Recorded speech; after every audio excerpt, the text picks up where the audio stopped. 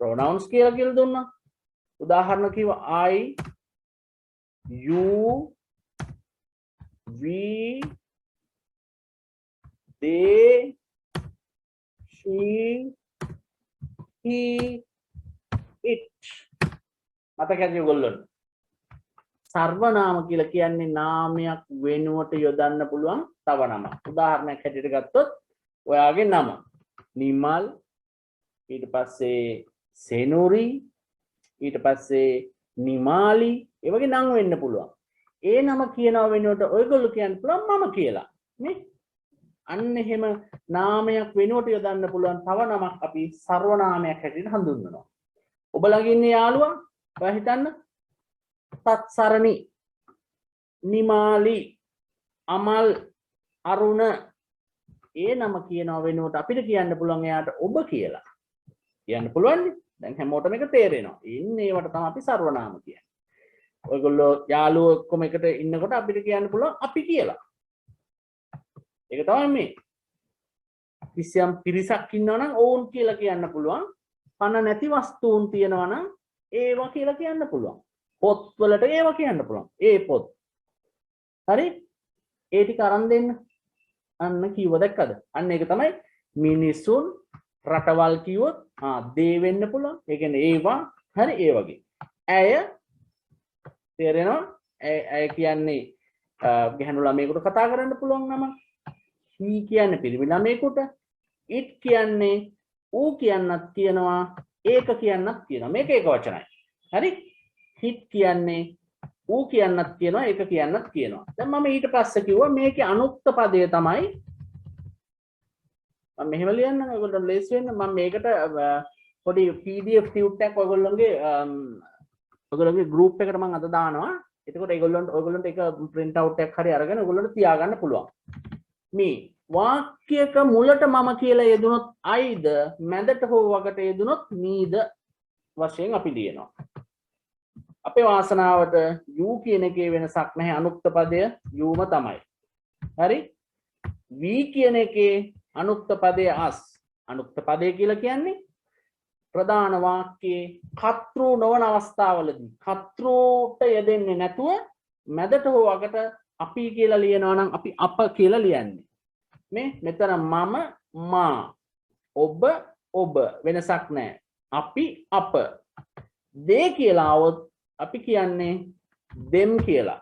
වාක්‍යයේ මැදට හෝ අගට આવොත්. හරි? හොඳට මතක තියාගන්න මේක. she කියලා આવොත් her කියලායි කියන්නේ. he කියලා આવොත් him කියලායි කියන්නේ දරුවනේ. මතක තියාගන්න හොඳට. දැන් ලේසි it කියලා આવොත් itම තමයි වෙනස් වෙන්නේ නැහැ. වාක්‍යයේ මුලට આવොත් ඔවුන් කියලා අපි ලියන්නේ they කියලා. වාක්‍යයේ මැදට හරි අගට හරි අනුක්ත වෙලා આવොත් අපි ඒක them කියනවා. මොකක්ද මේ උක්ත අනුක්ත කියන එක දැන් ඔයගොල්ලන්ට ප්‍රශ්නයක් නම් වාක්‍යයක් ලියනකොට ඔයගොල්ලන්ට තේරෙයි මොකක්ද මේ හරියටම මම කියන්නේ කියලා. ඒ නිසා ඒ ගැන කලබල වෙන්න එපා දැම්මම. හරි? අපි තාම ඉගෙන ගන්නවානේ. අපි ඉගෙන ගමු මේ ටික. හරි? she කියලා ඇය කියලා આવොත් වාක්‍ය මුලට she කියලා ලියනවා. වාක්‍යයේ මැදට හරි අගට හරි આવොත් අපි her කියලා දානවා. හරිම ලේසි. අපි මේවා ලස්සනට ලියමු. හරි? he කියලා આવොත් වාක්‍යයේ මුලට ඔහු. he කියලා අපි ලියනවා. ඔහු කියලා වාක්‍යයේ අගට හෝ මැදට આવොත් අපි him කියලා දානවා. it කියන එකේ වෙනසක් නැහැ දරුවනේ. it කියන්නේ you හා සමානයි. උක්ත සහ අනුක්ත පද දෙකම එකයි. හරි. දැන් අපි ඒ ටික ඔක්කොම දන්නවා. හරි. ඒ ටික අපි දැනගෙන තමයි ගියේ. මේක තව එක එක ස්වරූප තියෙනවා. possessive pronoun. හරි?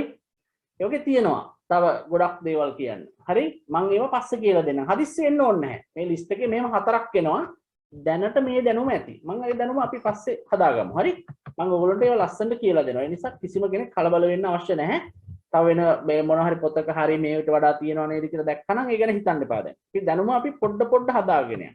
දැන් ඔයගොල්ලෝ උදාහරණයක් හැටියට ගත්තොත් ගඟක් හැදෙන්නේ චූටි උල්පත් එකතු වෙලා. ඒ උල්පත් එකතු වෙලා දොලක් හැදෙනවා. ඒකෙන් ඔන්න ලොකු ගඟක් නිර්මාණය වෙනවා. දැන් සමනල කන්දට ගියොත් ගොඩාක් උල්පත් තියෙනවා. ඒකෙන් තමයි සමනල කන්දෙන් පටන් ගන්න ගංගා ඔක්කොම මුහුදට වැටෙන තැනින් ලොකු ශාලාවට ගලා බහින්නේ. ඒ වගේ අපි චූටි දේවල් එකතු කරගෙන අපි දැනුම හදාගෙන අපි ලොකු ගංගාවක් විදිහට අපි විභාගයට මුහුණ දෙමු. ඒක තමයි මගේ අරමුණ. මම ඒතෙන්ද ඔයගොල්ලෝ අරයි යනවා. ඒ නිසා හොඳට සවන් දෙන්න මං කියන එක. දැන් හරි.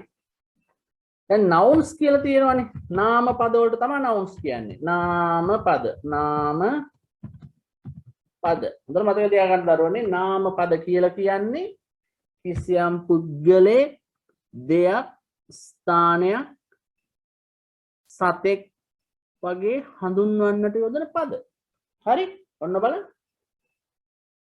අපි හිතමු මගේ නම අසංක. නාම පදයක්. ඇයි? පුද්ගලයෙක් හඳුන්වන නාමයක්. නේද? මුවා. දිය. දිය කියන්නේ මුවා. දැන් නැත්නම් මේ වචනේ ලියා ගන්න. දිය කියන්නේ මුවා. නාම පදයක්. සතෙක් හඳුන්වන්න යොදන පදයක්. නේද? හරි? තව බලන්න. අපි ලියමු මෙහෙම. desk. desk එක. දෙයක් හඳුන්වන්න යොදන නම. ඒක නාම පදයක්. හරි? මිනිසුන්. මිනිසුන් කියන්නේ දේවල් හඳුන්වන්න කිසියම් පිරිසක් හඳුන්වන්න යොදන නමක් නේ. ඒකත් නාම පදයක්. car. නාම පදයක්. දෙයක් හඳුන්වන්න යොදන මේ පදයක්. ඒක නාම පදයක්. candy. කිසියම් ස්ථානයක් හඳුන්වන්න යොදන නම. නාම පදයක්. Colombo. කොළඹ. කිසියම් ස්ථානයක් හඳුන්වන්න යොදන නම. ඒ නිසා ඒවා නාම පද. නේ? කිසියම් ස්ථානයක්, තැනක්, දෙයක් හඳුන්වන්න යොදන පද, පුද්ගලයෙක් හඳුන්වන්න යොදන පද අපි නාම පද හැටියට ඔන්න හඳුනගත්තා. හරි? සරලයි. අපි යන් ඊළඟ කැලේ. ඊට පස්සේ මෙම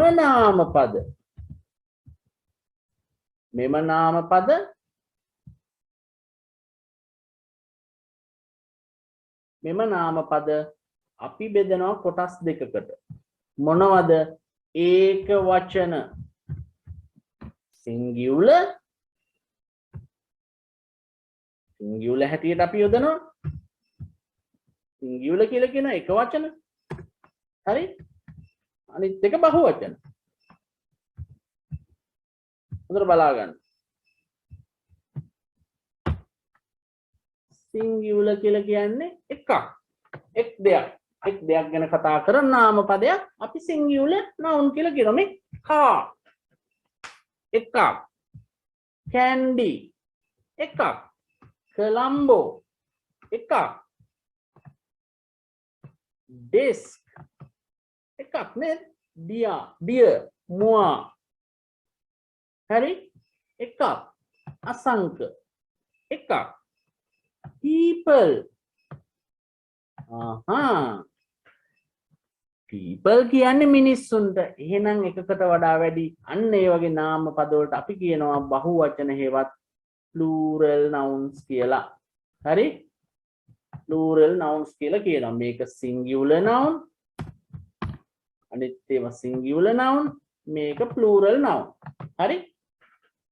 දැන් හොඳ දරුවන් වගේ ඔයගොල්ලෝ ගිය සුමානේ සහ ඊට පෙර සුමානේ මම දීපු homework කරපු පොත ගන්න අතට ළඟ තියෙනවනම් ඒ ළඟ තියෙන වාක්‍ය ඔයගොල්ලෝ බැලුවොත් ඒ හැම වාක්‍යයකම මම දීලා තියෙන්නේ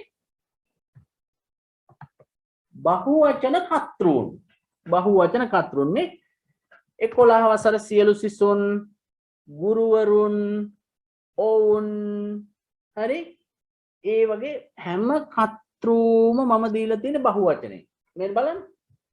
තවත් විශේෂ නීතියක්. ඊළඟ එකට යන්න ඉස්සෙල්ලා. I කියන්නේ මම සර්වනාමයක්, you කියන්නේ ඔබ සර්වනාමයක්, we කියන්නේ අපි, they කියන්නේ ඔවුන්, we කියන්නේ අපි. හරි?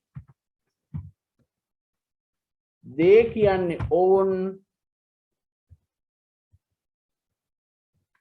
මෙන්න මේවා බහුවචන හැටියටයි ඉංග්‍රීසි භාෂාවේ සලකන්නේ. I බහුවචනයි මම වුණාට ඒක බහුවචන කර්තෘ කෙනෙක් හැටියට හැවත් සර්වනාමයක් හැටියට හඳුනාගන්නේ. ලියාගන්න එක. I, you, we, they යන සර්වනාම හතර ඉංග්‍රීසි භාෂාවේ බහුවචන ලෙස හඳුනා ගන්නවා. I කියන්නේ මම. ඒක අපිට ඒක වචන වගේ තේරුණාට නමුත් ඉංග්‍රීසි භාෂාවේ ඒක බහුවචන හැටියටයි හඳුනගන්නේ. ඔබ කියන එක කෙනෙක් වගේ තේරුණාට ඔබලා කියන්නත් you පාවිච්චි කරනවා. ඒ නිසා ඉංග්‍රීසි භාෂාවේ ඒකට කියනවා ඒගොල්ලෝ මේක අපි බහුවචන හැටියට සලකනවා. අපි කියන්නේ කොහොමත් බහුවචනයි. ඔවුන් කියන්නේ කොහොමත් බහුවචනයි. හරි? she, ඇය, he, ඔහු, එය, ඌ, it. මේවා ඒක වචනයි. singular pronouns. හරි?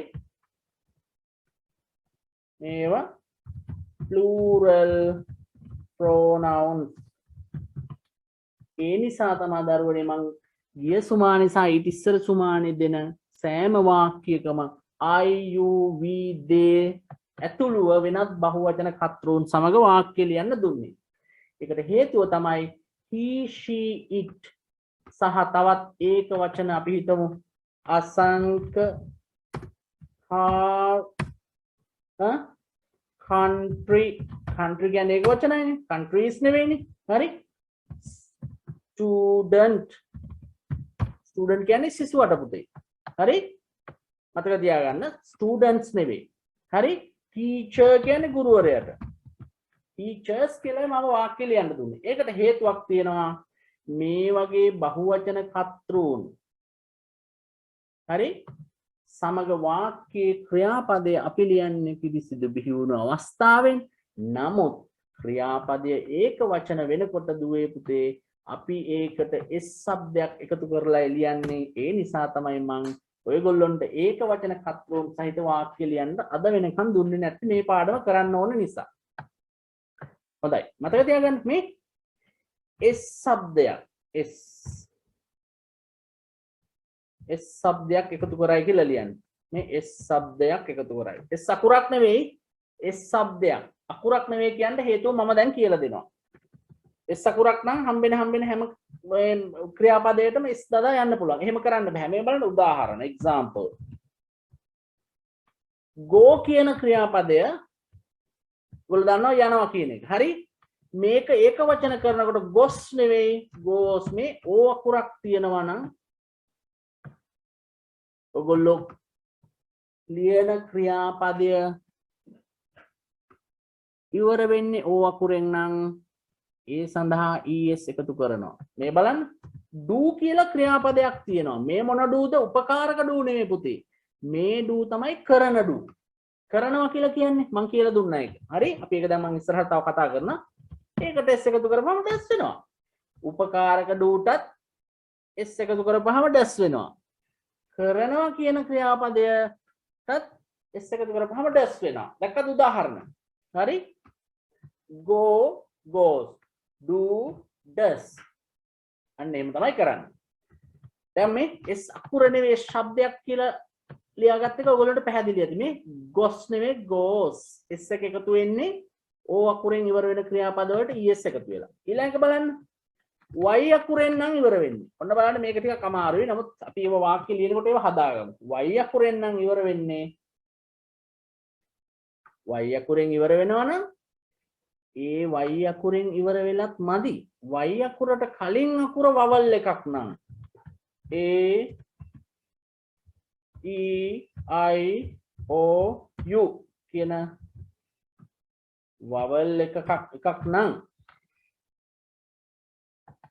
අපි නිකම්ම s එකක් විතරක් එකතු කරගමු. හරි?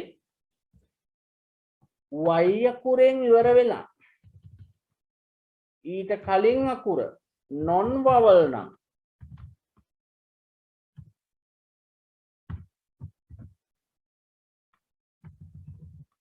හරි? y අකුර කපා හැරලා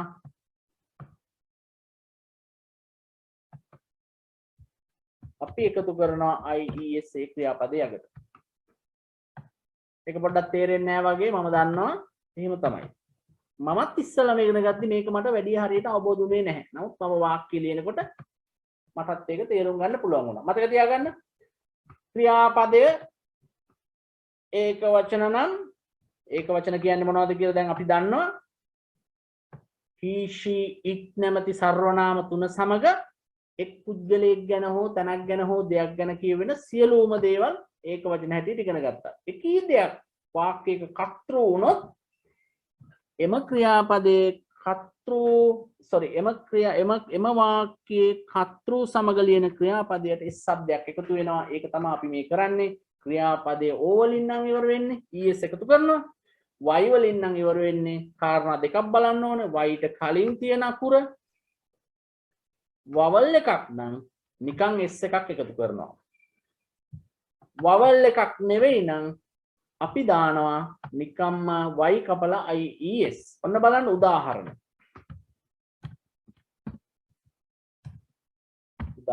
බලා ගන්න. මේක ටිකක් බෝරින් වගේ නමුත් අපි බලමු මොකද වෙන්නේ කියලා. ඔයගොල්ලන්ට මේක කොච්චර ලස්සනද කියලා තේරෙයි මේ කියලා ඉවර වෙනකොට. හරි. ඔන්න මේ સિદ્ધාන්තයට අදාළ උදාහරණ. ඔන්න බලන්න පුතේ. අපි බලමු. සේ කියන්නේ කියනවා. tell කියන එකට සමානයි මේ. tell දෙකේම තේරුම කියනවා. දැන් මෙතන මම ගන්නවා සේ කියන එක. ඇයි ඒ y අකුරෙන් ඉවර වෙන්නේ. මේ බලන්න. y අකුරෙන් ඉවර වෙනවා. එහෙනම් අපිට ටෙස්ට් එකක් කරන්න තියෙනවා. මොකක්ද y අකුරෙන් ඉවර වෙනවනම් y අකුරට කලින් අක්ෂරය බලනවා. ඒක වවල් එකක්ද කියලා. ඒක වවල් එකක්. එහෙනම් මේකට s શબ્ද එකතු කරන්නේ අගට s අකුරක් එකතු කරලා. වෙන කිසි වෙනසක් නැහැ. හරි? තේරුණාද? ඒ විදිහට තමයි යන්නේ. උදාහරණ තමයි යෝවා. හරි? තව උදාහරණයක් දෙමු අපි බලන්න. උදාහරණ එක්සැම්පල් එකට. අපි මේ වාක්‍ය ලියද්දි මේව එනවා. මම එතකොට මම ඔයගොල්ලන්ට හෝම්වර්ක් දෙනකොට මම මේව එතන යටිනුත් ලියන්නම්. ඒකට ඔයගොල්ලන්ට තවත් ඒවා මතක් වෙනවා. හරි? අපි මේ පොඩි දේවල් හදාගෙන යනවා. ඔන්න බලන්න. y අකුරෙන් ක්‍රියාපදේ ඉවර වෙනවා නම් ඒ ක්‍රියාපදයේ y අකුරට ඉස්සරලා තියෙන අකුර වවල් අකුරක් නෙවෙයි නම් වවල් අක්ෂරයක් නෙවෙයි නම්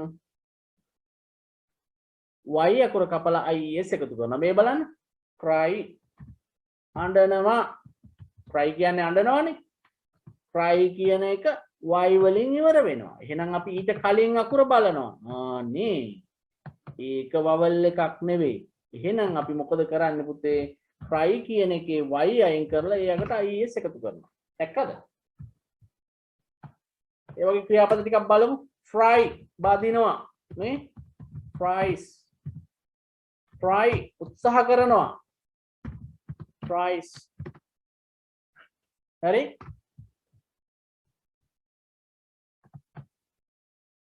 tried and tries. මේ බලන්න ies එකතු වුණා. වෙනස මොකද්ද? y අකුරෙන් ඉවර වෙන ක්‍රියාපදයක් ඒකට කලින් තිබෙන අක්ෂරය වවල් එකක් නොවේ නම් අපි r අකුරට පස්සේ තියෙන y අකුර අයින් කරලා සම්පූර්ණ ies එකතු කරනවා. මේ බලන්න. භාෂාව හැදිලා තියෙන හැටි. ඒක අපි මේ විදිහට ඉගෙන ගමු. අපිට ඒවා වෙනස් කරන්න බැහැනේ. තේරුණාද?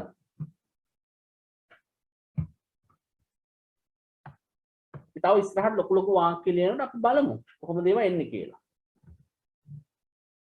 general rule.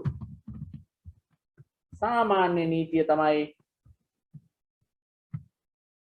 මේ සම්බන්ධයෙන් තියෙන සාමාන්‍ය නීතිය තමයි එසේ නොවන අවස්ථාවල සාමාන්‍යයෙන් ක්‍රියාපදයේ මේ read කියවනවා ඒකට s එකක් දානවා මේ reads. eat eats.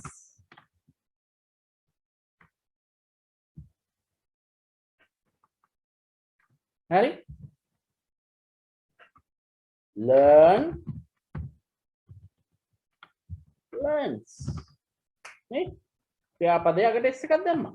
s શબ્දයක් කියන එකෙන් අදහස් කරේ ඒක s sound එක. දැන් මෙතන s එක එකතු කරන විදිහ තමයි මේක y වලුත් නෙමෙයි ඉවර වෙන්නේ. o වලුත් නෙමෙයි. එහෙනම් අන්න ප්‍රශ්නයක් නෑ දැම්මා s. හරිම සරලයි. ඒක කරද්දී ඔයගොල්ලන්ට මේවා ප්‍රැක්ටිස් කරනකොට ඔයගොල්ලන්ට නිකම්ම මේවා පුළුවන් වෙනවා ඈ. හරි. ඔන්න බලන්න උදාහරණ. දැන් අද ඉගෙන ගන්න දේවල් වල ඔයගොල්ලන්ට සෑහෙන්න ඔයගොල්ලන්ට ඇත්තටම මේ ගොඩක් විභාගයේ වුණත් සෑහෙන ලකුණක් හම්බ වෙනවා. මොකද මේවා මේ ගොඩක් අය වැරදිවටයි මේවා ලියන්නේ. ශබ්දේ දාන්නේ නැහැ, කර්තෘ ක්‍රියාව දන්නේ නැහැ. ඔහෙ ලියනවා. එහෙම කරන්නේ නැහැ. අපි හරියට ලියමු. අපි essay එකයි letter writing මොනවා හරි තියෙනවා නම් තව මොනවා හරි descriptive writing එකක් ලියන්න තියෙනවා නම් ඒ ඔක්කොටම අපි දැන් හොත්තට වාක්‍ය ලියන්න පුරුදු වෙමු. අපේ හිතේ තියෙන දේ වාක්‍යයකට ගොඩනගලා කොහොමද ප්‍රශ්න පත්‍රය ලියන්නේ? උත්තර පත්‍රය ලියන්න කියන එක තමයි අපි උත්සාහ කරන්නේ මේ. හිස් තැන් පුරවනේවා හරිද? ඒවා nothing. Once you learn all these, that is absolutely nothing. හරිද? ඔයගොල්ලෝ මේ දේවල් ඉගෙන ගත්තට පස්සේ ඒ fill in the blanks කියන එක අය ඔයගොල්ලන්ට කිරි කජු වගේ කරන්න පුළුවන්. මොකද මේ grammar තමයි ටෙස්ට් කරලා තියෙන්නේ. මම හොඳට ප්‍රශ්න පත්‍ර බැලුවා දැන් පහුගිය දවස් ටිකේ මොනවද ඔයගොල්ලන්ට උගන්වන්න ඕනේ කියලා බලන්න. මේ grammar වලින් තියෙන්නේ. ඒ නිසා අපි බලමු. හරි? හරි. ඔන්න බලන්න. දැන් අපි දන්නවා නැවතත් මතකෙම අවදි කරගමු. වාක්‍යයක ක්‍රියාපදය තමයි වැදගත්ම අංගය. ක්‍රියාපදයක් කියලා කියන්නේ කරන දෙයක් හෝ වෙන දෙයක්. හරි, ඒක අපි දන්නවා.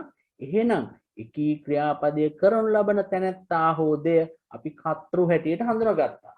ඒ කර්තෘ ඉස්සරහට දාලා අපි ලියන වාක්‍ය කර්තෘකාරක වාක්‍ය හැටියට හඳුනාගත්තා. මෙහෙමනේ අපි ලියුවේ. subject, verb and the rest. හරි, මේවට එක එක නම් කියලා තියෙන පොත්වල ගොඩක් දේවල් කියලා තියෙනවා. අපි දැන් අපි සරල විදිහට ඉගෙන ගමු. අපිට මේ පොත්වල තියෙන දේවල් ඒවා නිවැරදි, ඒවා හරි. නමුත් අපිට තේරෙන භාෂාවෙන් අපි ඉගෙන ගමු. අපි ආයෙත් අපි දන්නේ නැති දේවල් ඉගෙන ගන්නනේ. අපි බලමු. හරි, ක්‍රියාපදේ කියන්නේ වෙන දෙයක් හෝ කරන දෙයක්. ඒ ක්‍රියාව කරන කෙනා හෝ තැනැත්තා හෝ දෙය අපි කර්තෘ කියලා හඳුන්වනවා. ඒ කර්තෘ මුලට දාලා ක්‍රියාව ලියලා ඉතිරි කොටස ලියනවා. කාලානුරූප පද වෙනවා නම් අන්තිමට දැම්මා. ඒ විතරක් නෙවෙයි, ඔයා අපිට කියලා දුන්නා කර්තෘ සහ ක්‍රියාව අතරට එන කාලානුරූප පද කීපයක්.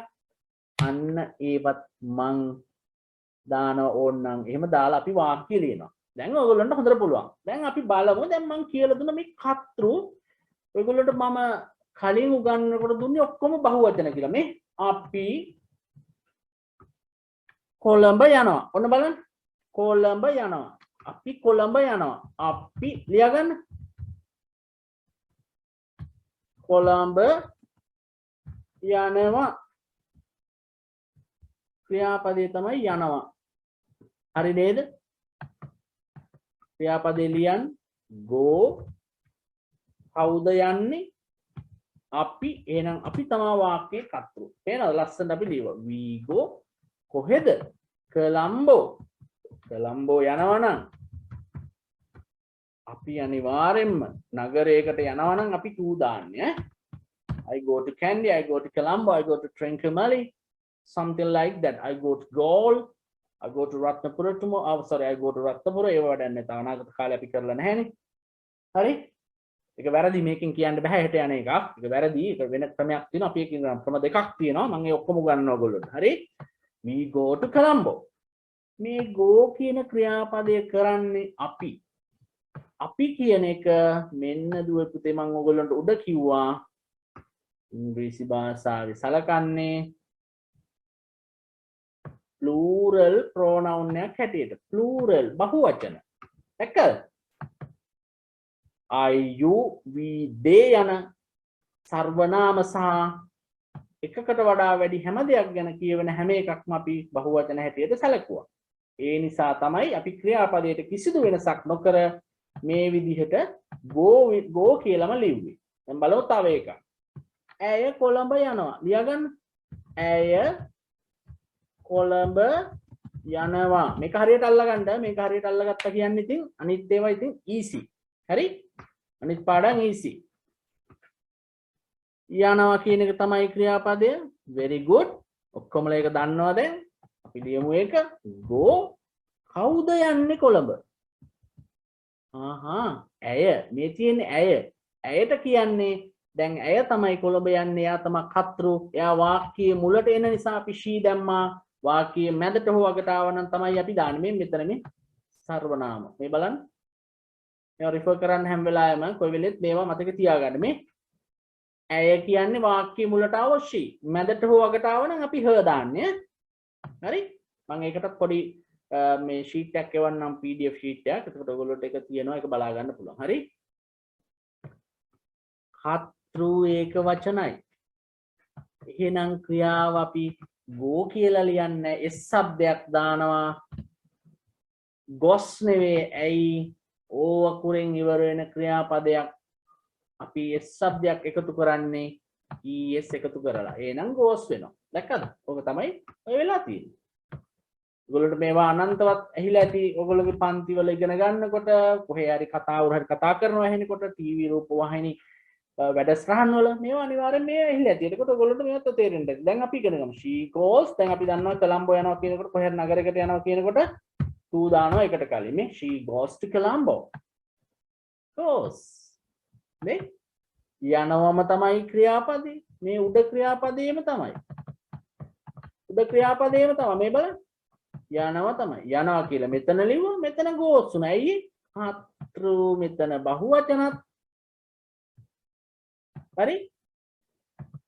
මෙතන ඒක වචනත් වීම නිසා අපි තීරණය කරනවා ඉංග්‍රීසි භාෂාවේ ව්‍යාකරණ නීති වලට එකඟව වාක්‍ය ලියන්න ඒ શબ્දයක් අපි ඔන්න ක්‍රියාපදයට පිටුපසින් එකතු කරා. ඒක එකතු කරන විදිහ තමයි අපි උඩ ඉගෙන ගත්තේ. y අකුරෙන් ඉවර වෙනවා නම් මෙහෙමයි. y අකුරට මුලින් vowel එකක් නම් අපි s શબ્දයක් s එකක් නිකන් එකතු කරා. y අකුරට කලින් තියෙන ක්‍රියාපදේ y අකුරට මුලින් තියෙන අක්ෂරය vowel sound එකක් නේ. vowel අකුරක් නෙවෙයි නම් අපි y කපලා දාලා is එකතු කරනවා. හරිම සරලයි. හරි? අපි ඒව ඉගෙන ගමු දැන්. හරි? ඇය උත්සාහ කරනවා. ලියාගමු මේ වාක්‍ය. ඇය උත්සාහ කරනවා දිනපතාම. ඇය උත්සාහ කරනවා දිනපතාම.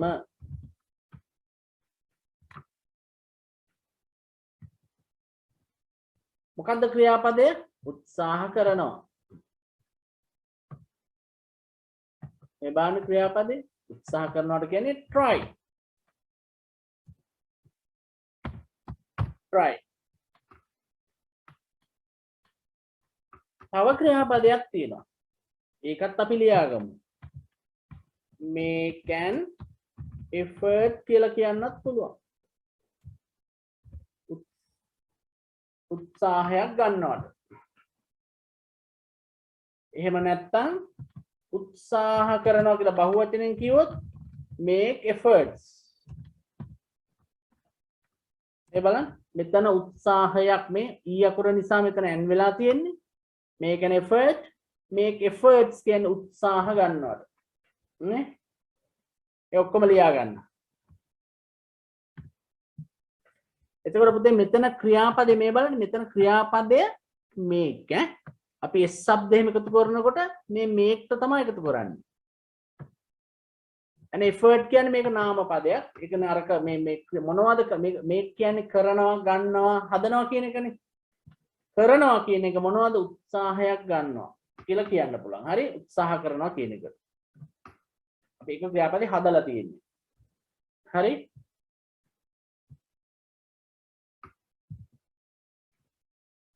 දැන් අපි වාක්‍ය ලියමු. කතෘ මොකද්ද? ඇය මොකද්ද ක්‍රියාපදය? try. ඔයගොල්ලෝ කැමති එකක් ලියන්න.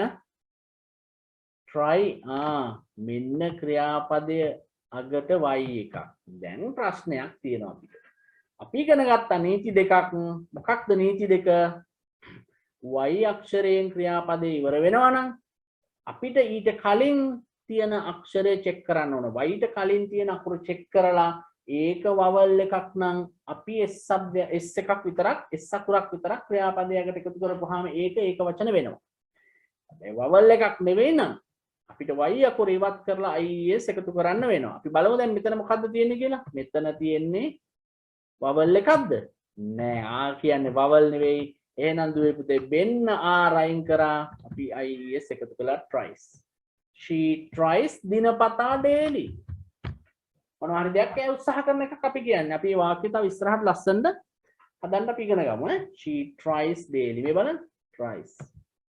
ඇයි ඒ tries උනේ? ඇය කියන්නේ ඒක වචන කතෘ කෙනෙක්. දැක්කද කොච්චර ලස්සනද බලන්න.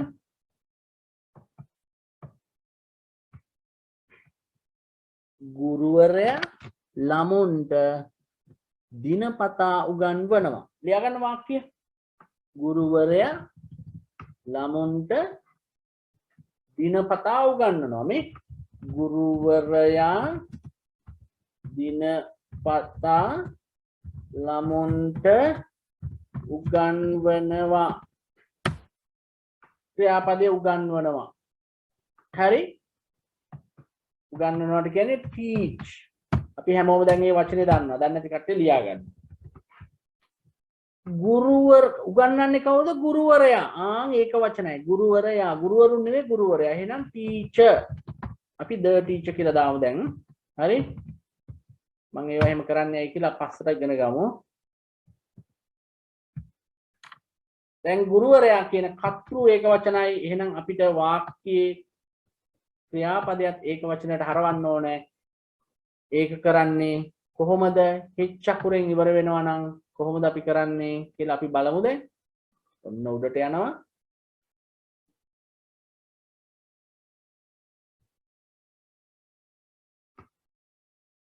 හරි. මම ඒක කියලා දීලා නැහැ. ඔන්න මම ඒක මෙතෙන්දිම කරනවා. බලා ගන්න. h අකුරෙන් ඉවර වෙනවා නම් අපි es එකතු කරනවා. හරි? teachers වෙනවා. h අකුරෙන් ඉවර වෙන ක්‍රියාපද අපි s શબ્ද එකතු කරන්නේ es එකතු කිරීමෙන්. මේ උදාහරණ අපි ලියාගමු examples ටිකක් එකට. h අකුරෙන් ඉවර වෙනවා නම් මේ බලන්න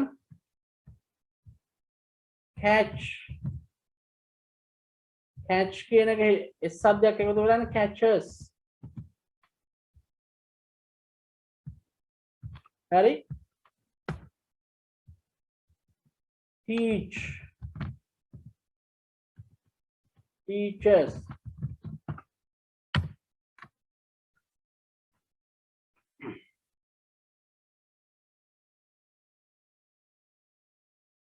එහෙම තමයි අපි කරන්නේ. දැන් මෙතන ඒකයි es එකතුනේ. හරි? the teacher teachers. ඊට පස්සේ අපි ඊටු හරිය ලියනවා. කාලානුරූප පදයක් තියෙනවා. කාලවාචී පදයක් දිනපතා කියලා. ඒක ලී සම්මත පතා කියලා නම් ලී වලින් ඉවර වෙන එක. ඒක අපි දන්නවා. ඒක තියලා ළමුන්ට students daily. ඔහොමනේ අපි ලියන්නේ. අපි කාලවාචී පදේ අන්තිමට ලියන්නේ මේ. අපි ලියලා තියෙනවා නේ. The teacher teaches students daily. ඔන්න බලන්න. තව යන් ඉස්සරහට. ජනාධිපතිවරයා රට පාලනය කරනවා. ලියා ගන්න. ජනාධිපතිතුමා. ජනාධිපතිතුමා කියලා කියන්නේ ජනාධිපතිතුමා රට පාලනය කරනවා. ජනාධිපති කියන්නේ the president.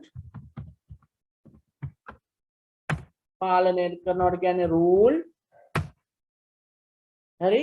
rule කියන්නේ පාලනය කරනවට, රට පාලනය කරනවට. කියන්නේ රටක් වගේ දෙයක් පාලනය කරනවට, නීතියෙන් පාලනය කරනවට rule කියන්නේ. control කියලා කියන්නේ මේ නීතියෙන් පාලනය කරනවට නෙවෙයි. ඒක පාලනය කරනවා කියන්නේ නිකන් අපි වෙන ඒක වෙන අපි ඉස්සරහට ඉගෙන ගමු ඒක. දැනට rule කියන එක තමයි බලය පාවිච්චි කරලා පාලනය කරනවා කියලා කියන්නේ. හරි? රටට කියන්නේ the country. දැන් අපි ලියමු බලන්න. ජනාධිපතිතුමා රට පාලනය කරනවා. ක්‍රියාපදය තමයි පාලනය කරනවා. පාලනය කරන එක කරන්නේ කවුද? ජනාධිපතිතුමා. හරි? මෙන්න කර්තෘ ලියුව ක්‍රියාව. ක්‍රියාව හොයාගත්තා. ඒක කරන කෙනා අපි හොයාගත්තා. ප්‍රෙසිඩන්ට්. එහෙනම් අපි ක්‍රියාපදේ ඊට පස්සේ ලියුවා. දැන් ඔයගොල්ලන්ට පේනවා ප්‍රෙසිඩන්ට් කියන්නේ එක්කෙනයි. ඊ අකුරෙන් ඉවර වෙන්නේ. අපි රූල්ස් කියලා S එකක් එකතු කරා. ඒක වචන කර්තෘ කියලා පෙන්නන්න. මේ බලන්න. rules මොකද්ද? the country. The president rules the country. හරි? තව එකක් බලමු. පොඩ ප්‍රැක්ටිස් වෙන්න ඕගොල්ලන්ට තේරෙන්න.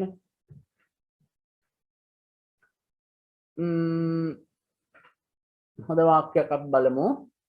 අපි බලමු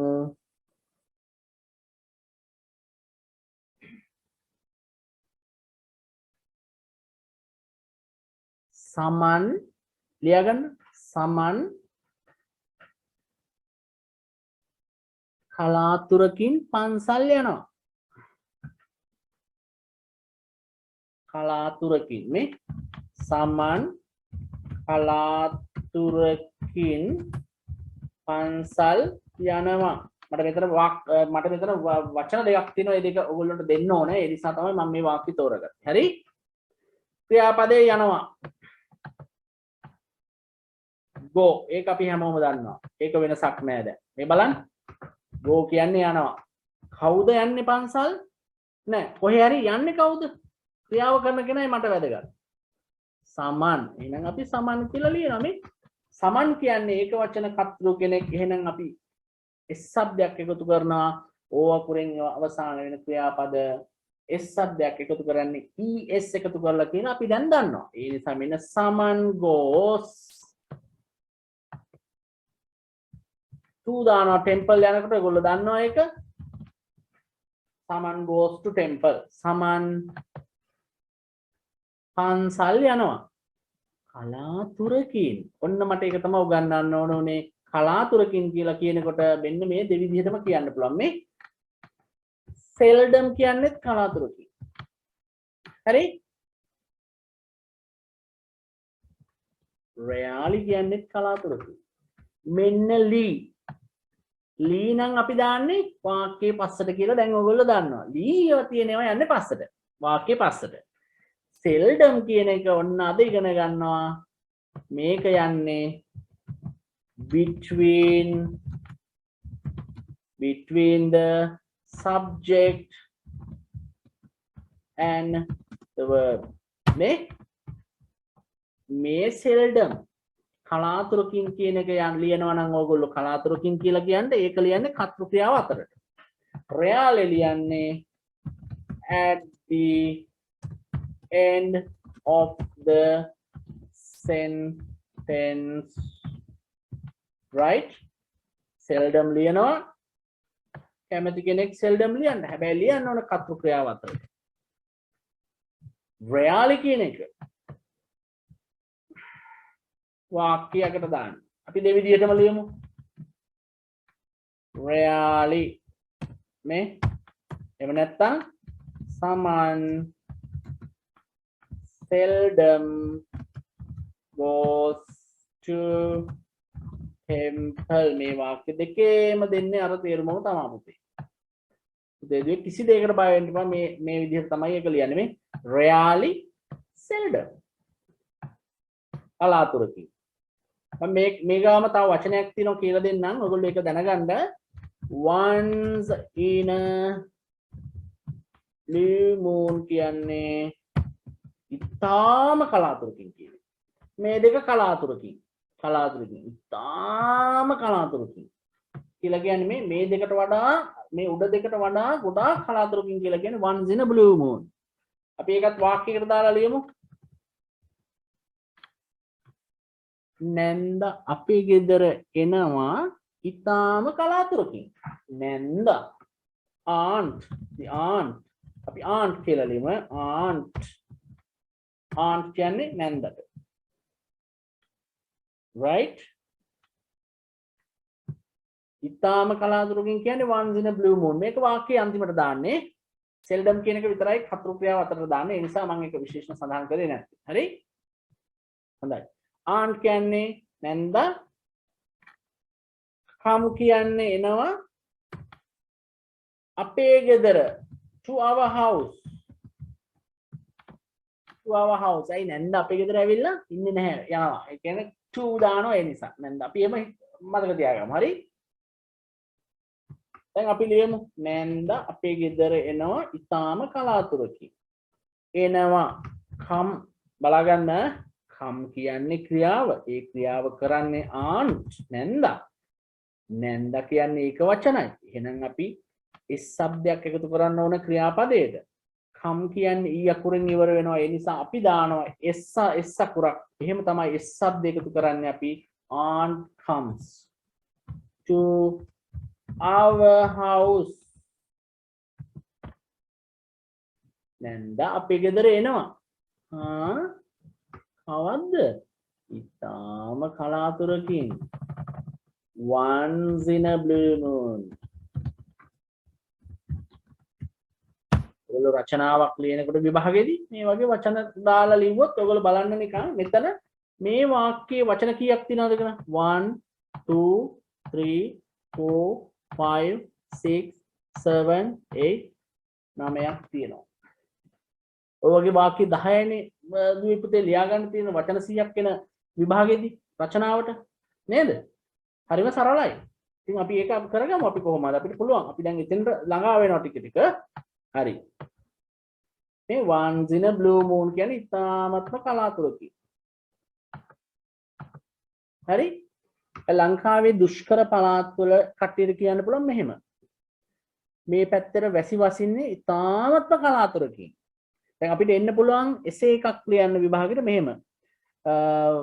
වනාන්තර විනාශ කිරීම සහ මොකක් හරි එකක් අපි හිතමු මෙහෙම. ඔයගොල්ලන්ට එන්න පුළුවන් අනුරාධපුරය. අපි නිකන් හිතමු අනුරාධපුරය ගැන මේ එසේ එකක් ලියන්න වෙනවා. හරි? එතකොට අපිට ලියන්න පුළුවන් මිනිස්සු නිතරම අනුරාධපුරය යනවා වන්දනා කරන්න. පූජා භූමියක් හැටියට. ඒක මම කියලා දෙන්නම් ඉස්සරහට. එතකොට ලියන්න පුළුවන් ඒ පළාතට වැසි වසින්නේ ඉතාම කලාතුරකින්. එහෙම ලියන්න පුළුවන්. හරි? ඒක අපි පස්සේ බලමු ඒවා. හරි? දැන් අපි දැන් ඔන්න ඒක වචන කර්තෘ සමග කොහොමද වාක්‍යයක් ලියන්නේ කියන එක අපි බැලුවා. දැන් ඔන්න බලන්න මම ඔයගොල්ලන්ට දැන් වාක්‍ය කීපයක් ලියන ඔයගොල්ලොත් එක්ක මම ඔයගොල්ලන්ට පොඩ්ඩක් මේක ප්‍රැක්ටිස් වෙනකම්. හරි? එතකොට මේක හොඳට මතකෙ හිටිනවා. එහෙනම් දැන් කොලේකුයි හිස් කොලේකුයි පෑනකුයි ගන්න අතට. හරි. එහෙනම් අපි මේක ලියාගමු. පළවෙනි වාක්‍යය තමයි අපි ලියමු අපිට දිග වාක්‍ය කීපයක් ලියමු දැන් නේ. හරි? මොකද අපි දැන් සෑහෙන කවර් කරලා තියෙනවා. ඒක වචන කර්තෘන්, බහුවචන කර්තෘන්, ඒක වචන කර්තෘ තිබ්බහම කොහොමද ක්‍රියාපදය හදන්නේ? බහුවචන කර්තෘ තිබ්බහම කොහොමද ක්‍රියාපදය ලියන්නේ? ඊට පස්සේ කාලානුරූප පද every සහ lee හැටියට ලියවෙන ඒවා වාක්‍ය අගටත් කර්තෘ ක්‍රියාව අතරට දාන ඒවා අපි දැන් කීපයක් ඉගෙන ගත්තා. ඒවා දැන් අපිට මතකයි. ඒ නිසා අපිට දැන් හොඳ දැනුමක් තියෙනවා. අපි දැන් මේ දැනුම ප්‍රයෝජනෙට අරන් වාක්‍ය කීපයක් ලියමු මෙහෙම. හරි? අපි ලියමු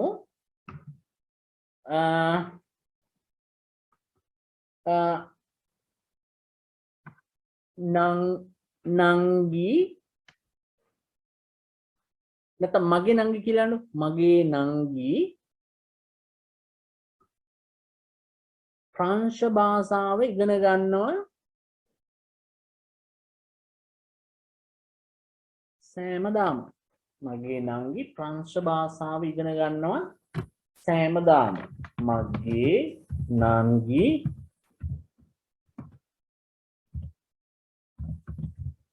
ප්‍රංශ භාෂාව ඉගෙන ගන්නවා හැමදාම. හරි? දෙවෙනි එක.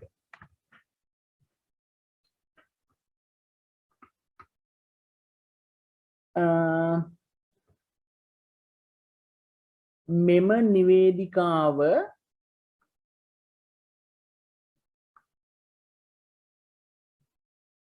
ප්‍රවෘත්ති ඉදිරිපත් කරනවා සෑම රාත්‍රියකම. මෙම නිවේදිකාව සෑම රාත්‍රියකම ප්‍රවෘත්ති ඉදිරිපත් කරනවා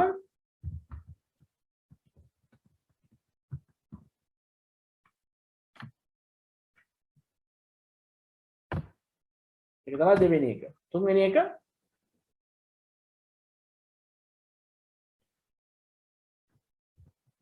දැන් මෙහෙමයි මම මේකත් මේ ගමන්ම කියන්නම්. දැන් ගණන් කරන්න බැරි දේවල් තියෙනවා. දැන් ගණන් කරන්න පුළුවන් දේවල් සහ ගණන් කරන්න බැරි දේවල්. countable nouns and uncountable nouns. ඒවා ලොකු ලොකුවට ඉගෙන ගන්න මම මෙතන කාලය වැය කරන්නේ නැහැ. ඒවා මම මේ විදිහට කියන්නම්. countable කියන්නේ ගණන් කළ හැකි. uncountable කියන්නේ ගණන් කරන්න බැරි. එහෙනම් countable nouns කියන්නේ ගණන් කරන්න පුළුවන් ඒවා. uncountable nouns කියන්නේ ගණන් කරන්න බැරි ඒවා. countable nouns සලකන්නේ සිසුන් කරන් කරන්න පුළුවන් නේ. ගෙවල්, සිසුන්, ළමයි, ගුරුවරු, පොත්, පෑන්, ඊට අමතරව desk, පුටු, ඒ වගේ දේවල්. uncountable nouns හැටියට සලකන ගණන් කරන්න බෑ මේ. වතුර, සීනි, සුළං, තේරුණාද? අහස, ඒ වගේ අහස නම් එකයිනේ, ඒ නිසා ඒක uncountable noun එකක් හැටියට සඳහන් කරපු එක වැරදි. ඊට පස්සේ බලන්න දුම්, එතකොට ඒ වගේ ගොඩක් මම ඉස්සරහට තව පැහැදිලි කරන්න. ජලය, ඊට අමතරව ගොඩක් දේවල් තියෙන්න පුළුවන්. ඒවා අපි වාක්‍යවල යෙදෙනකොට අපි ඒවා බලමු කොහොමද කියලා. දැන් මම ඒක සම්බන්ධ කළ වාක්‍යයක් දෙන්න. ජනේලය තුලින්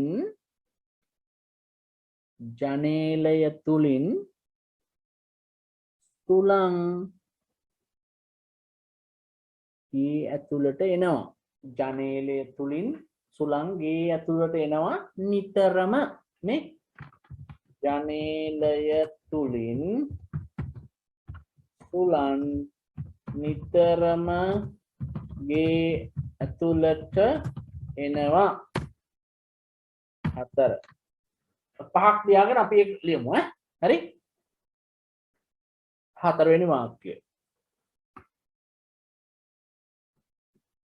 4 වෙනි වාක්‍ය බලමු. මම කල්පනා කරනවා ටිකක් හොඳ වාක්‍යයක් ඔයගොල්ලන්ට මේ අලුත් යමක් ඉගෙන ගන්න පුළුවන් එකක් දෙන්න මම උත්සාහ කරන හැම වෙලාවෙම. මොකද මම පොතක් බලාගෙන නෙවෙයි උගන්වන්නේ. මගේ ඔළුවේ තියෙන දැනුම පාවිච්චි කරලා තමයි මම මේ දේවල් එළියට අදලා ගන්න. හරි? අපි බලමු. දුම්රිය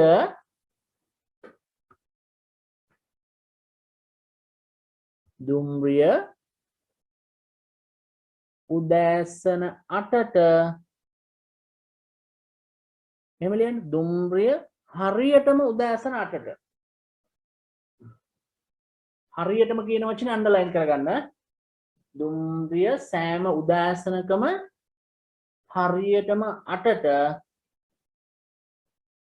දුම්රිය පොළට ළඟා වෙනවා. දුම්රිය සෑම උදෑසනකම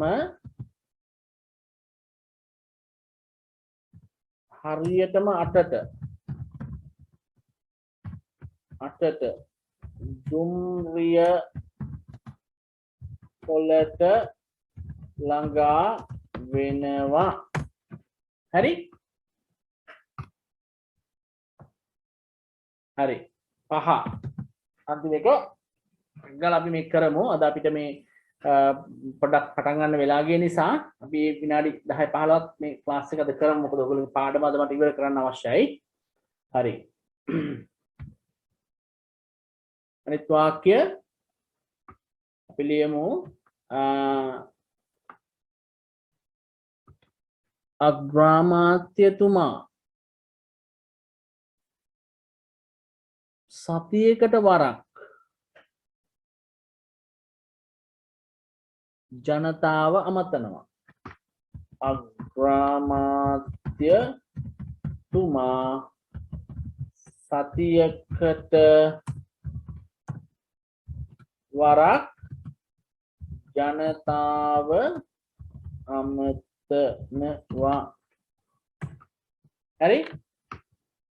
අපි දැන් ලියමු වාක්‍ය. මම මේවා අතරම ලියන්නම්. මොකද ඒකට මට වාක්‍ය පේනවනේ. ඒකට දැන් ඔයගොල්ලෝගේ පොතේ ලියලා තියෙන හින්දා ඔයගොල්ලන්ට ඒක පුළුවන්. හරි? හරි. දැන් හොඳ ළමයි වගේ දරුවෝ වගේ මේක කරන් තියෙන්නේ මෙච්චරයි. සරලයි. ක්‍රියාපදේ හොයාගන්න. මොකද්ද ක්‍රියාපදේ? මගේ නංගි ඉගෙන ගන්නවා. මෙන්න බලන්න. අනිත් ඒවා වැඩක් නැහැ. ප්‍රංශ භාෂාවද, ඉංග්‍රීසි භාෂාවද, ජර්මන් භාෂාවද මොකක් ඉගෙන ගත්තත් අපිට අවශ්‍යයි ක්‍රියාපදේ. ඉගෙන ගන්නවට කියන්නේ learn. මේ learn. හරිම සරලයි. එහෙනම් ඒ ඉගෙන ගන්නව නැමැති ක්‍රියාව කරන්නේ කවුද? ඒ ක්‍රියාව කරන කෙනා කර්තෘ කියලා දැන් අපි හැමෝම දන්න නිසා මගේ නංගි කියන්නේ my sister. මම මේ my කියන එක, me කියන එක ඒ ඔක්කොම මම කියලා දෙනවා තව. දැන් me කියන එක අපි දන්නවා. I කියන්නේ උක්ත පදේ, me කියන්නේ අනුක්ත පදේ. my කියන්නේ possessive pronoun එක. ඒ කියන්නේ අයිතියක් හඟවන පදය. My sister, my country, my brother, my books, my bed, my room. Likewise, there are things called possessive pronouns. ඒ කියන්නේ I possess කරනවා කියන්නේ අයිති කරගන්නවා කියන එක. possessive කියන්නේ ඒක adjective එක. possessive pronouns කියලා කියන්නේ අයිතිකාරක සර්වනාම. ඒක අර I me ගාවට මට උගන්වන්න තියෙන්නේ. මං කිව්වේ තව ලයින්ස් කීපයක් එනවා මේව ඉස්සරහට කියලා. අන්න ඒක තමයි. I me my. You your. අන්න ඒ විදිහට හැදෙනවා. අපි ඒව ඉස්සරහට ඉගෙන ගන්නවා. කලබල වෙන්න එපා. ඒ තමයි my sister කියලා හැදුණු මෙහෙම නේ. I sister වත් me sister වත් නෙමෙයි my sister. දැන් my sister කියන්නේ ඒක වචන කර්තෘ කෙනෙක්. එහෙනම් learn කියන ක්‍රියාපදයට s શબ્දයක් එකතු කරන්න ඕනේ. මේක සාමාන්‍යයෙන් s අකුරක් එකතු වෙලා හැදෙන ක්‍රියාපදයක්. ඒ නිසා learns වෙනවා. හරි? My sister learns හැමදාම කියන්නේ every day නේ. ඒක එන්නේ අන්තිමට. එහෙනම් අපි ඊළඟට දාන්න ඕනේ ප්‍රංශ භාෂාව කියන එකට. ප්‍රංශ භාෂාවට ඉගෙන කියන්නේ French. capital අකුරකින් පටන් ගමු අපි ඒක. French කියන්නේ ප්‍රංශ භාෂාවට. My sister learns French every day. normally වෙන්නේ මේ French කියන්නේ ප්‍රංශ භාෂාවට. France කියන ප්‍රංශයට මේ France කියන ප්‍රංශයට sorry France කියන ප්‍රංශයට French කියන්නේ උන්ගේ භාෂාවට ප්‍රංශ භාෂාවට. හරි? French කියන්නේ ප්‍රංශ භාෂාව කියන තේරුම එතන තියෙනවා. හරි? ඒ නිසා ඒක එහෙම කරලා යන්න මේ French. Every day. Okay නේ? ඔන්න බලන්න.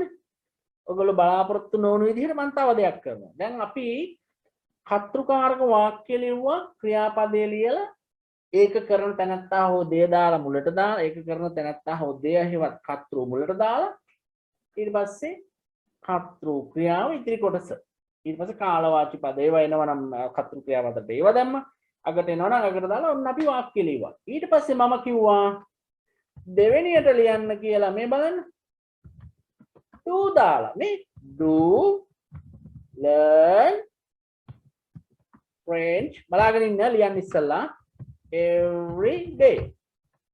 හරි. learn කියන ක්‍රියාපදය. ඉතින් මම මේක ඩි-හයිලයිට් කරන්නම්. මම මේක වාක්‍යයේ ක්‍රියාව මම highlight කරනවා. දැන් අපි ක්‍රියාපදය ගැන කතා කරන්නේ.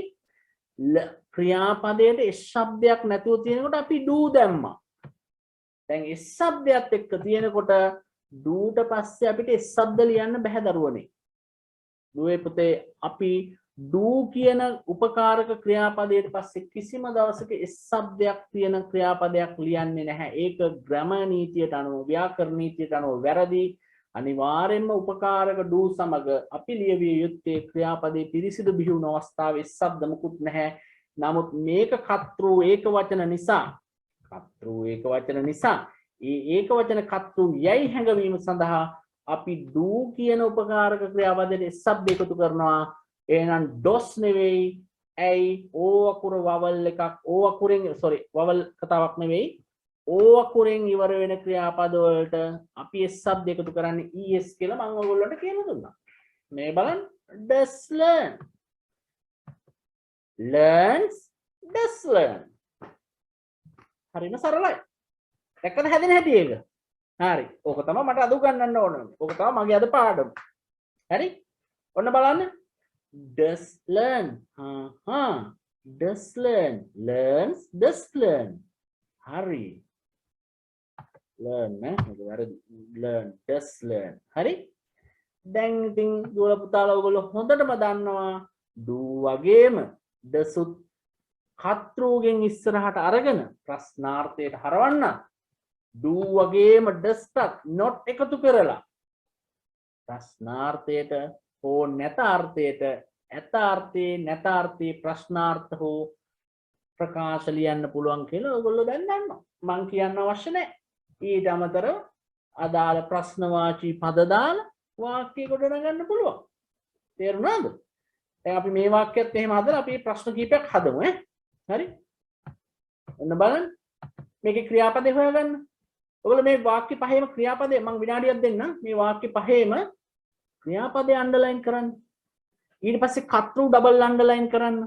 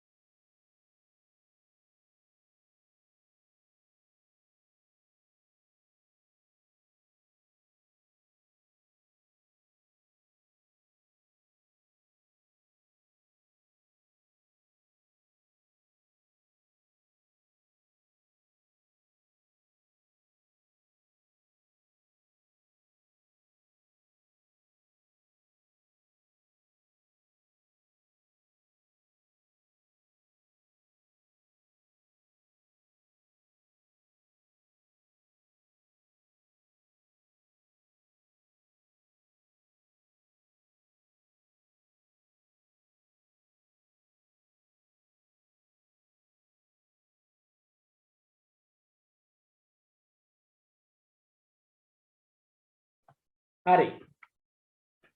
අපි බලමු දැන් ක්‍රියාපදයේ සහ කතෘ මෙම නිවේදිකාව සෑම රාත්‍රියකම ඉදිරිපත් කරනවා තමයි මේකේ ක්‍රියාපදය. එහෙනම් ඒ ඉදිරිපත් කිරීම කරන්නේ මෙම නිවේදිකාව. එයා තමයි කතෘ. හරි? තුන්වෙනි වාක්‍යය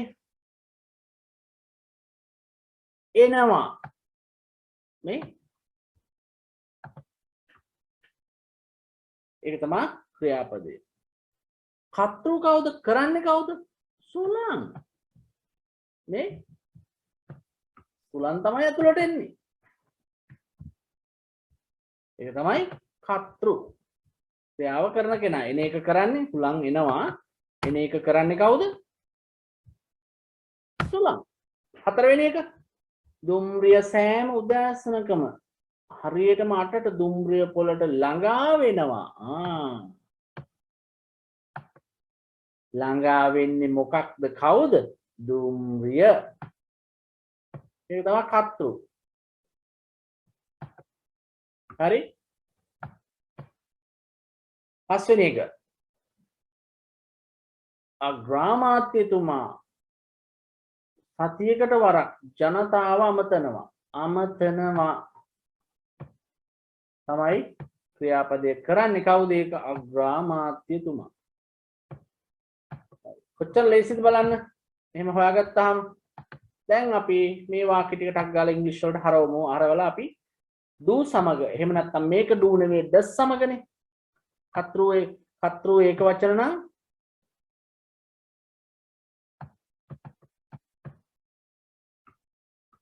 ක්‍රියාවට ශබ්දයක් වෙනවා. ඒක do දාපුවාම අපිට does වෙනවා. අපි දන්නවා ඒක දැන්. ඒ නිසා අපිට දැන් බය වෙන්න දෙයක් නැහැ. මොකද්ද මේකේ ක්‍රියාපදය?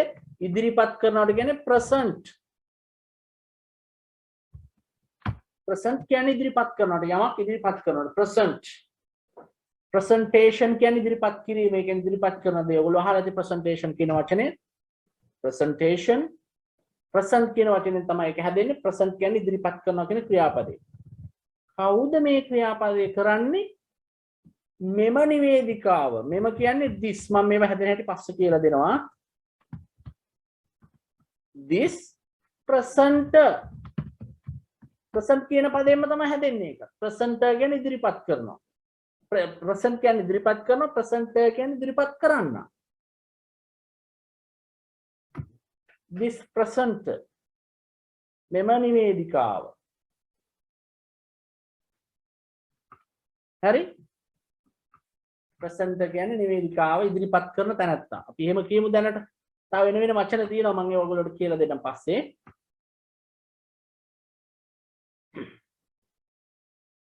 හරි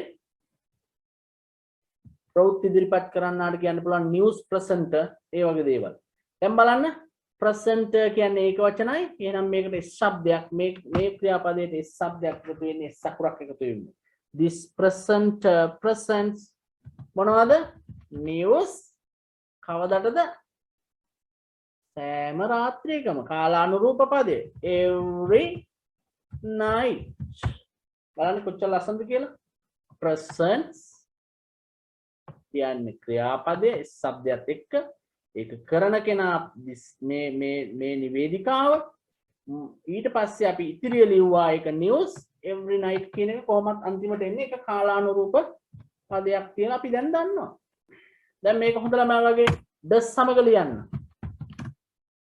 does this presenter does present එවන් අර do සමග ලිව්වා හා සමානයි this news presenter does present news every night ඔන්න මම මේ ගමන්ම තව පොඩි කෑල්ලක් කියලා දෙනවා ඉතාලම ලේසි මේ බලන්න මම මේ වාක්‍යය ගන්නවා ඉස්සරහට ප්‍රශ්නාර්ථයකට හරවන්න කලින්ම ප්‍රශ්නයක් අහන්න බලන්න දැන් අපි දන්නේ නැහැ කවුද නිවුස් ප්‍රසන්ට් කරන්න කියලා this news presenter කියලා අපි කියන අපි දන්නේ නැහැ අපි කොහේ හරි ටීවී එක පේන මානක නෙවෙයි ඉන්නේ දැන් අපි this news presenter කියන්නේ අපි බලාගෙනනේ හරි අපි දන්නේ නැහැ එහෙනම් අපි අහන කවුදනේ මේ කවුද කියන්නේ this news presenter අපි එයා දන්නේ මෙන්න මෙහෙම අහන්න පුළුවන් මෙන්න මේක ප්‍රශ්නාර්ථයක් මේ කාලවාචී ප්‍රශ්නවාචී පදයේ දැම්ම do does මොකුත් දාන්න අවශ්‍ය නැහැ මොකද කතෘ නැති වෙනවනේ කතෘ නැති වෙන්නේ ඒක දන්නේ නැති නිසා ඒක who කියලා දාපුවාම කතෘ නැහැ who presents news every night කියලා කවුද සෑම රාත්‍රියකම නිවුස් ඉදිරිපත් කරන්නේ කියලා අහන්න පුළුවන් හරි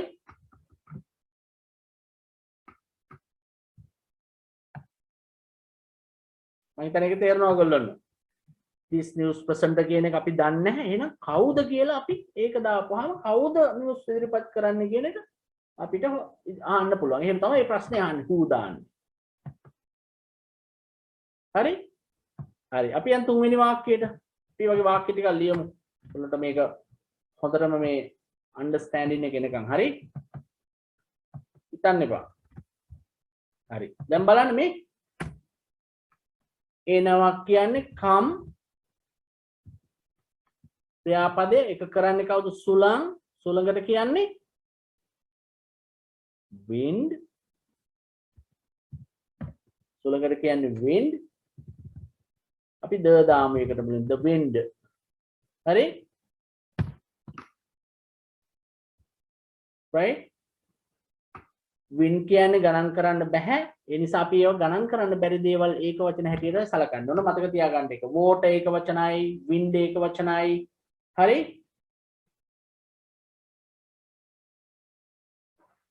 the wind comes මේක තියනවාද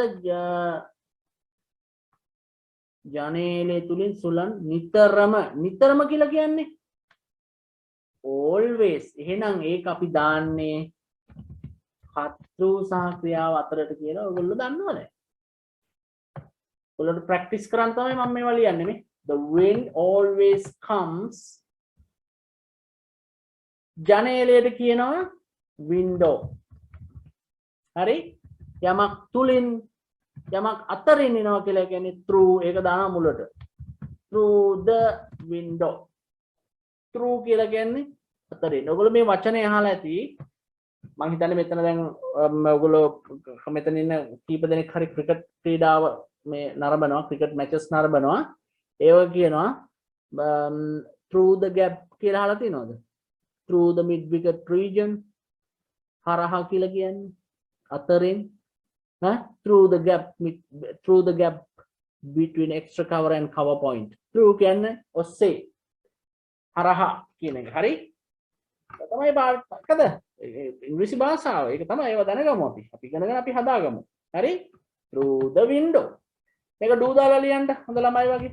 do නෙවෙයි does නේද? The wind always does come.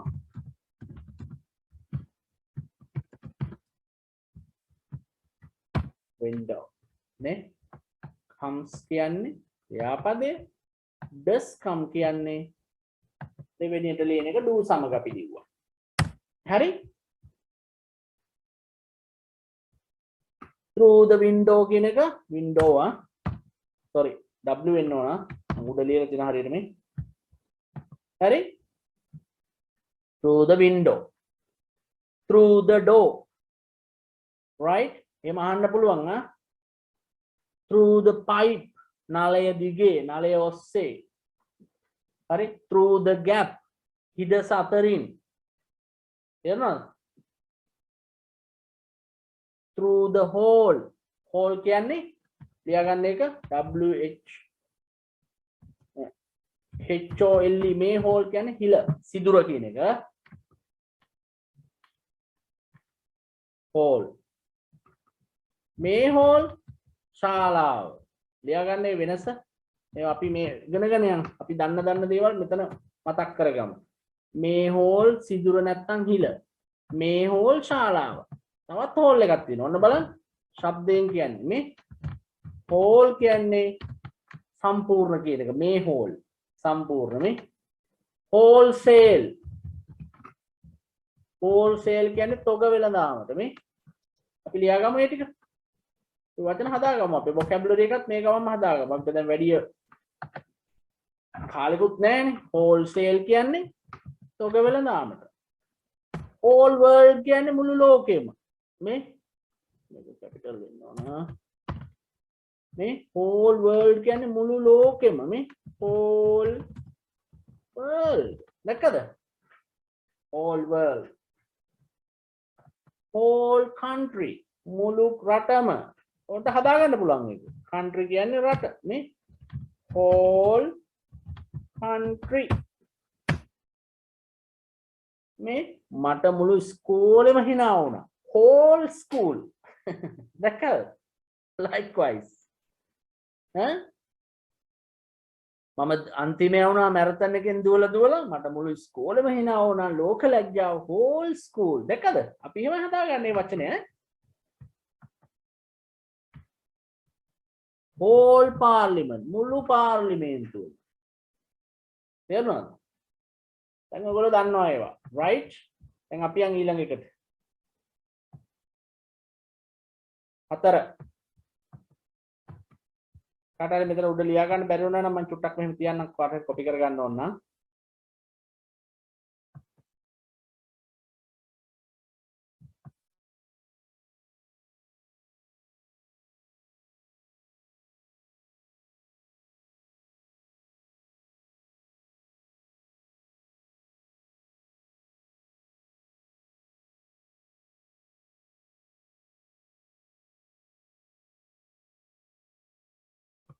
මේ hall කියන්නේ සිදුර. මේ hall කියන්නේ ශාලාව. reception hall, school hall, right? ඒකට මේ hall කියන්නේ සම්පූර්ණ මුළු කියන එක. wholesale කියන්නේ තොග වෙළඳාම. whole world කියන්නේ මුළු ලෝකෙම. whole country කියන්නේ මුළු රටම. right. දැන් හරි.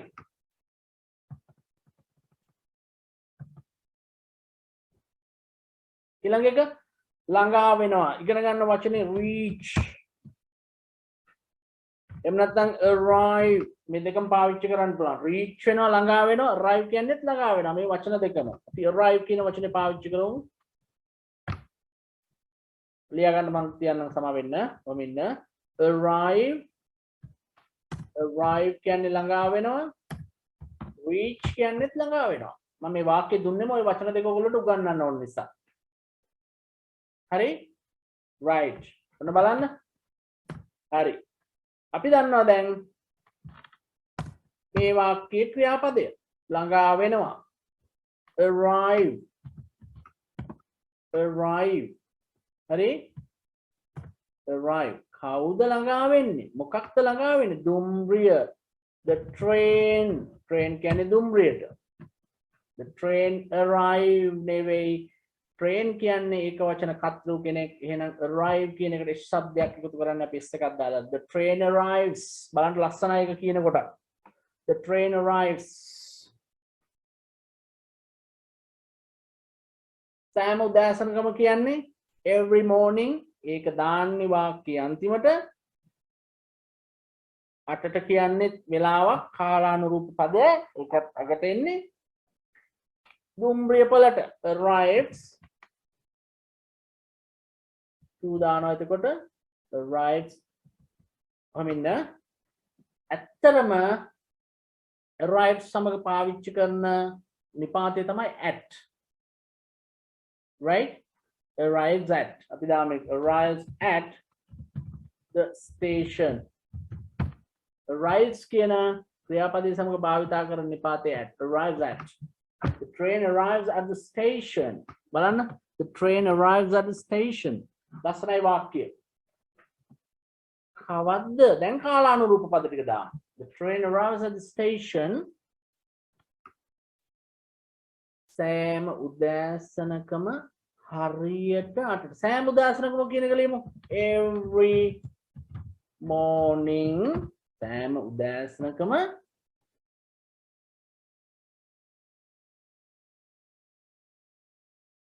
හරි දැන් අපි බලන්න ඕනේ අටට කියන එක කොහෙටද දාන්න කියලා. ඕන බලන්න the train arrives at the station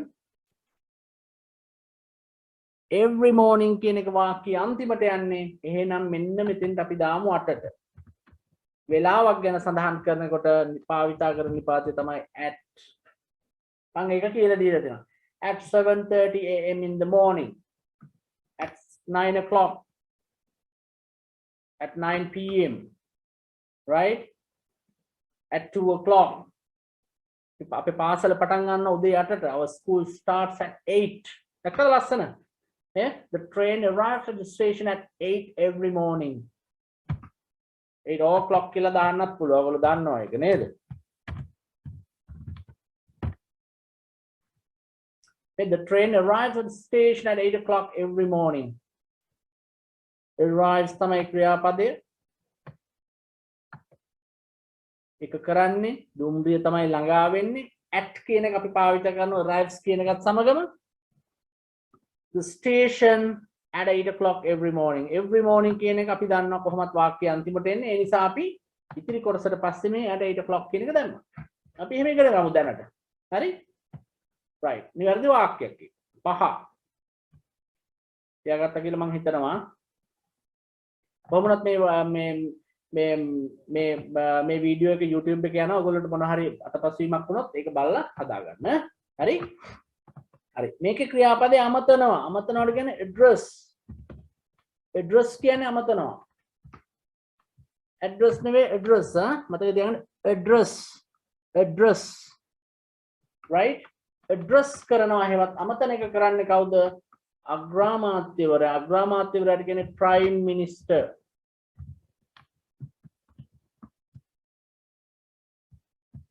prime minister කියන්නේ අමාත්‍යවරයා prime කියන්නේ උසස් කියන එක ශ්‍රේෂ්ඨ අමාත්‍යවරයාට අග්‍රාමාත්‍යවරයා prime minister කියන එක අපි මෙතන හදමු capital අකුරු දෙකක් දාමු මොකද ඒක මේ විශේෂ පදයක් නිසා මම ඒක පස්සේ කියලා දෙන්න ඒකට හේතු තියෙනවා හරි the prime minister කියලා කියන්නේ ඒක වචනයි එහෙනම් මෙතන s අකුරකින් ඉවර වෙන නිසා අපි es දාලා තමයි s શબ્ද එකතු කරන්නේ addresses මොකද මෙතෙන් s එකක් විතරක් දැම්මොත් s අකුරු තුනක් ලියන්නේ නැහැ නේ එක දිගට කිසිම ඉංග්‍රීසි භාෂාවේ කිසිම වචනයක් නැහැ එකම අකුරු තුන් පාරක් ලියවෙන්නේ ඒ නිසා අපි es එකතු කරනවා මතක තියාගන්න මේ addresses the prime minister addresses ජනතාව කියන්නේ public the public එහෙම නැත්නම් people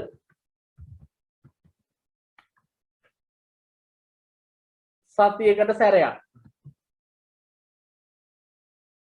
සතියකට වරක්. ඔන්න මම දැන් අද අලුත් දෙයක් කියලා දෙන්නයි මේ වාක්‍ය දැම්මේ. හරි?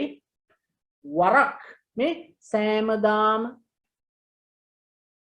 දිනපතා ඒවා අපි ඉගෙන ගත්තා මේ. දැන් තව එකක් ඉගෙන ගන්නවා. වරක් දිනකට වරක්, සතියකට වරක්, මාසයකට වරක්, වසරකට වරක් මේ once in, right? Once in a week. Sorry, once a week. In දාන්න එපා. Once a week. Once a week. මේ බලන්න. Once a week. Once a month. මාසයකට වරක්. සතියකට වරක්. මාසයකට වරක්. අවුරුද්දකට වරක්. Once a year. Right? Once a day. දිනකට වරක්. පැයකට වරක්. Once and වෙනවා මෙතන hour කියන එක vowel sound එකක් එන නිසා. Once an hour. හරි? ඒක තමයි මට උගන්වන්න ඕන ඔයගොල්ලොන්ට මේ. Once a week කියන්නේ සතියකට වරක්. Once a month කියන්නේ මාසයකට වරක්. Once a year, once a day, once an hour. ඒ කියන්නේ වාක්‍යයකට එකක් කාලානුරූප පදයක්. Daily, every day, once කියලා එන ඕන එකක්. හරි? දැන් මේක ඩස් සමග ලියන්න පුළුවන්. ඔයගොල්ලෝ ලියා ගන්න එක. හරි? මේ වාක්‍යම ඩස් දාලා ලියන්න පුළුවන්. ඇයි ඒ? do දාන්නකොට මෙතන s එක අයින් වෙලා es එක එකතු වෙනවා ඩස් වලට. I mean do වලට right in front of the verb. හරි? හරි. මට තව පොඩි දෙයක් මම හිතන්නේ මෙතන උඩ මේවා වුණා මේ. මෙතන අමතක වුණා. sorry. මේ right reach කියන එක ගන්නවාට මේ හරියටම අටට මේ හරියටම මේ ඒක මම කිව්වේ නැහැනේ මේ හරියටම කියන එක. මට ඒකයි උගන්වන්න ඕන මේ වාක්‍යයේ. The train arrives at the station at 8 o'clock every morning. මේක කියන්නේ දුම්රිය සෑමදාම 8ට දුම්රිය පළට ළඟා වෙනවා. හරියටම 8ට කියලා කියන්නේ මේ sharp at 8. Sharp. The train arrives at the station sharp 8. Sharp at 8 o'clock. Sharp at 8 o'clock. Right? Sharp කියලා කියන්නේ හරියටම.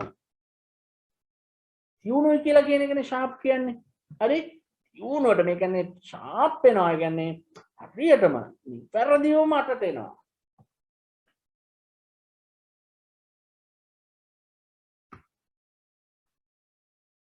අපි ඒක දාමු at වලට පස්සේ sorry at sharp 8 station at sharp 8 at sharp 8 at හරියටම 8ට කියන එකනේ at නේද? ඒක at වලට එන්න ඕන. හරි? මේ sharp 8 ඔය කියන්න පුළුවන් මෙහෙම මේ අපේ ඉංග්‍රීසි ටීචර් නම් හරිම ෂෝක් අලුතෙන් ආව ටීචර් කියන්නේ ඒ ටීචර් හරියටම පන්තියට වෙලාවට එනවා. හරියටම 8 වෙනකොට පන්තියට එනවා. She comes to the class sharp 8. At sharp 8 o'clock. Right? පරිස්සමෙන් ස්කූල් බස් එක හරියට 2:00ට යනවා. පොඩ්ඩක් හරි මිස් වුණොත් ඔයාලට බස් එක නැති වෙනවා මේ ස්කූල් වල ගෙදර යන්න බැරි වෙනවා මේ. The bus leaves sharp 8. The bus leaves sharp 2:30. Sharp. Sharp කියන වචනේ තමයි මට තේරෙන්නේ. At sharp 2:30. හරි?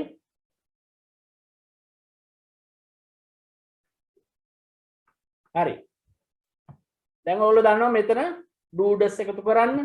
මෙතන does දාලා මේ වාක්‍යයත් ලියා ගන්න. මම ලියන්න.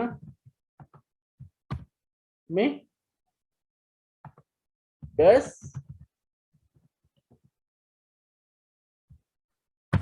එක යනවා මෙතනින්.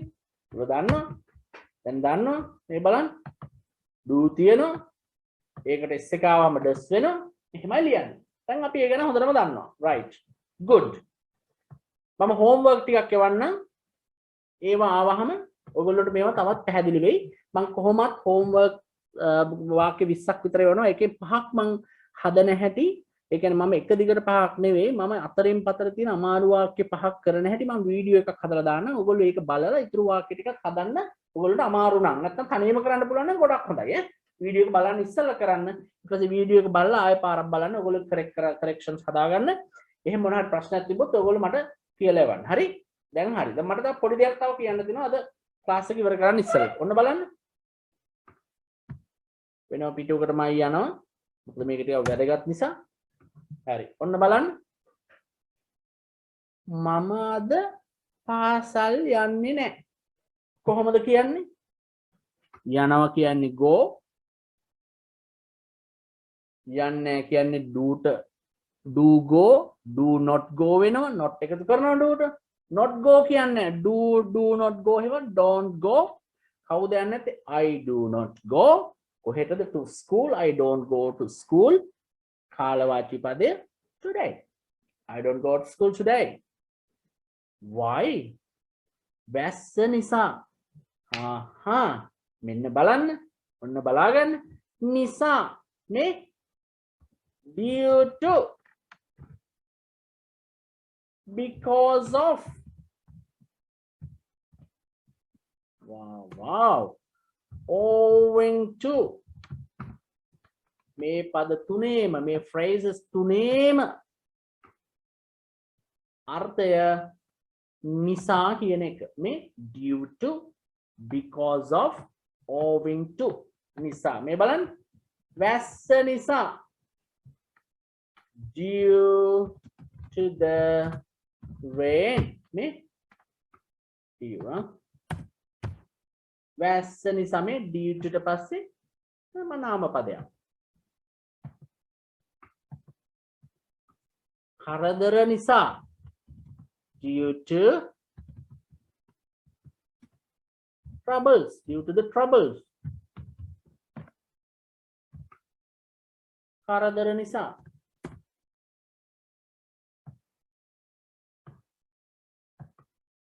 මොකද බයිසිකලේ දක්වනවා පයින් යන්නේ අද කන්ද නිසා ටිකක් අමාරුයි. ඒ නිසා මම දක්වගෙන යනවා.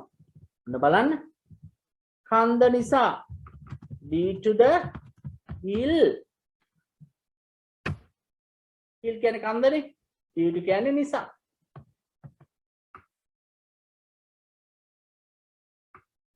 ගම් වතුර නිසා. wow ලස්සනයි. මේ due to the flood. flood කියන්නේ ගම් වතුරට. due to කියන්නේ නිසා. very good. the flood කියන්නේ ගම් වතුරට.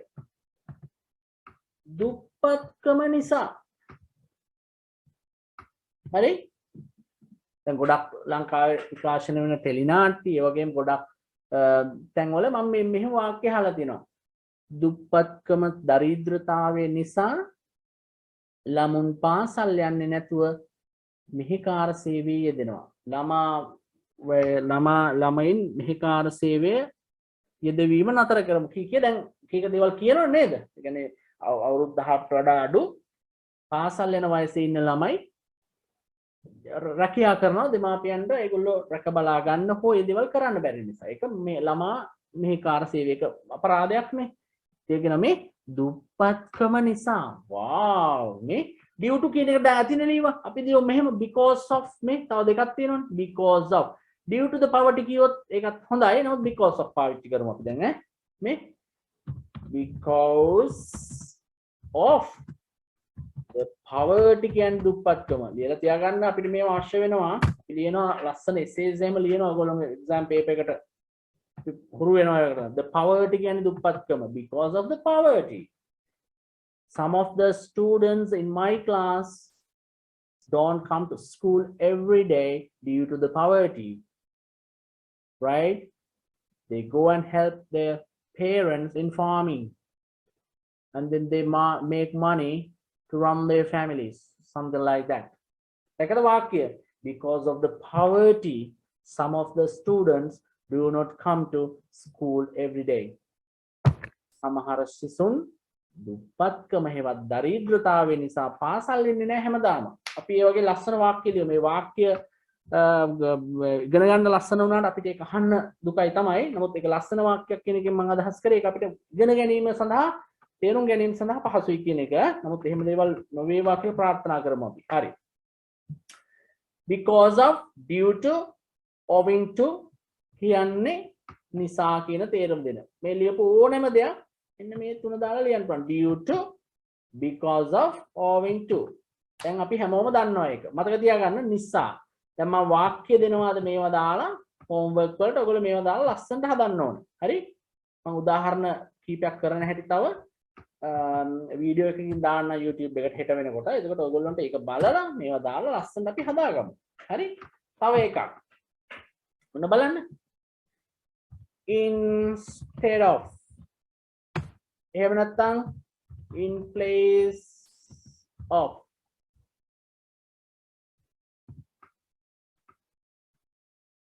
හරි? instead of, in place of. මේ දෙකේම තේරුම යම ලියා ගන්න. යමක් කරනවා වෙනුවට කියන අර්ථය. යමක් කරනවා වෙනුවට යමක් කිරීමේදී භාවිතා කරයි. වෙනුවට කියන තේරුම මේකේ තියෙනවා. මේ බලන්න. එන්න මේ වාක්‍ය ලියන්නේ.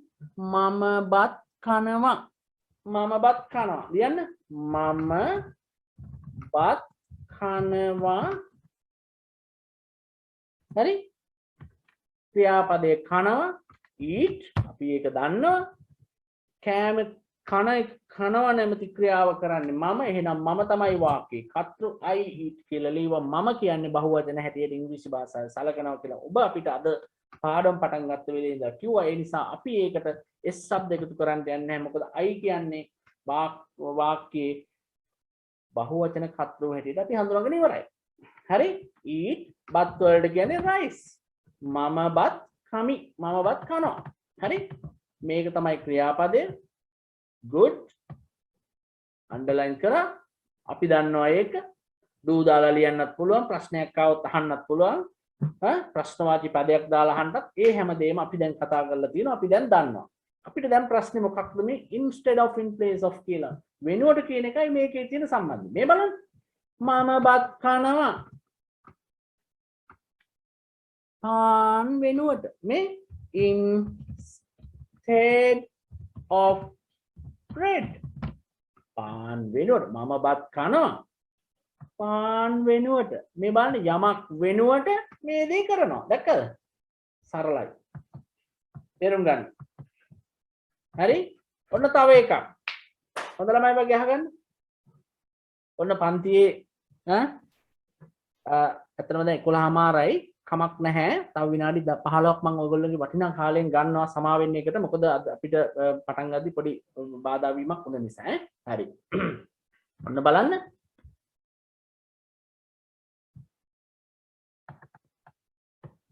right. මේ බලන්න. ඔන්න දැන් ඔයගොල්ලෝ පන්තියේ මොනවා හරි boring subject එකක් උගන්වනකොට ඒක උගන්වන දේ අහගෙන ඉන්න නැතුව ඔයා ළඟ ඉන්න කෙනාත් එක්ක කතා කර කර ඉන්නවා. එතකොට ඔයගොල්ලෝගේ පන්තියේ ගුරුතුමිය හෝ ගුරුතුමා දකින්න මේක. එතකොට තරහෙන් කියනවා මොනවද ඔය දෙන උතන කතා කර කර ඉන්නේ? පාඩම කියලා දෙනවට ඇහුම්කන් දෙනව වෙනුවට වෙන වෙන වැඩ කරනවා. ඇහුම්කන් දෙනව වෙනුවට අපි ලියමු ඒක. ඇහුම්කන් දෙනව වෙන සවන් දෙනවා වෙනුවට සවන් දෙනවා වෙනුවට මේ යමක් කරනවා වෙනුවට instead of. wow ඔච්චර ලස්සන ප්‍රායෝගිකයි වාක්‍ය දැක්කද? ඒ වගේ අපිට ඉස්සරහට එනවා. මේ බලන්න. මේ ඔයගොල්ලෝ බස් එකක යනකොට බස් එක හිමීට යනවා. ඩ්‍රයිවර් ෆෝන් එකේ ඉන්නවා. ෆෝන් එකේ කාට හරි කතා කරනවා. ඔයගොල්ලෝ කියනවා එතකොට මේ රියදුරු මහත්තයා බස් එකේ යනවා වෙනුවට ටෙලිෆෝන් එකකින් කතා කර කර ඉන්නවා. අන්න ඒ වගේ නිකන් වාක්‍ය. අපි සරල වාක්‍ය මම ඔයාලට කියන්නේ. හරි? මේ බලන්න. සවන් දෙනවා වෙනුවට. සවන් දෙනවට කියන්නේ listen. මේ listen කියන්නේ සවන් දෙනවට. sorry. එතන listen ඕන. listen කියන්නේ සවන් දෙනවා. listen to the radio කියන්නේ ගුවන් විදුලියට සවන් දෙනවා. listen to the news. ප්‍රවෘත්ති වලට සමන් දෙනවා. හරි? දැන් ටීවී එක නම් watch කියලා කියන්නේ බලනකොට ගුවන් විදුලිය වගේ දෙයකට සමන් දෙනවා කියන්නේ listen. listen listen. right? ඔන්න බලන්න සවන් දෙනවා.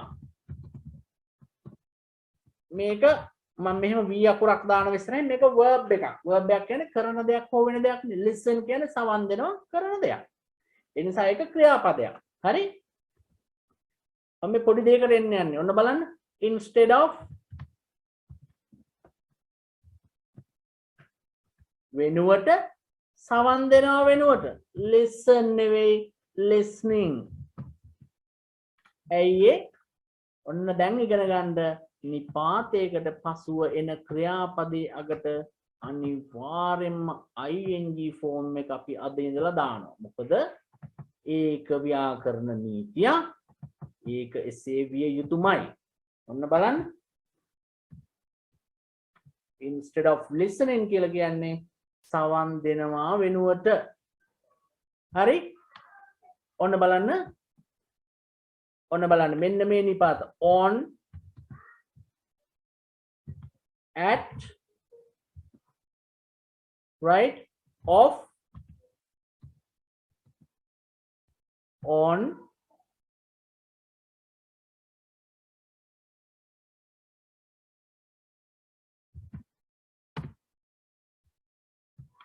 on at of in මේ ඕනෑම නිපාත පදයකට පස්සේ එන ක්‍රියාවේ අගට ing දාලා ලිවිය යුතුමයි. මම මේක දානවා කොටුවක් ඇතුළට. ඒකට හේතුව මේක ඒ තරම් වැදගත් නිසා. ඒගොල්ලෝ අනිවාර්යයෙන්ම මේක නීතියක් හැටියට පාවිච්චි කරන්න ඕනේ. off on on at off in මේ නිපාත prepositions වලට පසුව ක්‍රියාපදයක් යෙදෙන සෑම අවස්ථාවකම ඒක ing වලින් ඉවර කරන්න ඕන ක්‍රියාපදේ. මේ බලන්න of listening ඉගෙන ගන්නවා වෙනුවට වෙන වෙන වැඩ කර කර ඉන්න එපා. මේ බලන්න instead of learn කියන්නේ ඉගෙන ගන්නවට learn නෙවෙයි learning. instead of learning මේ බලන්න of පස්සේ